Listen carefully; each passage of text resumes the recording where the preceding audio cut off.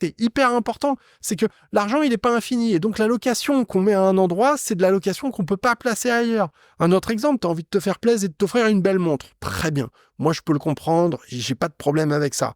Bon, maintenant, ce qu'il faut comprendre, c'est que cette montre-là, elle ne va pas apporter de valeur. Peut-être que si c'est une montre spéciale, etc., et que tu t'es renseigné, que tu t'es formé, peut-être qu'elle va prendre de la valeur. Très bien.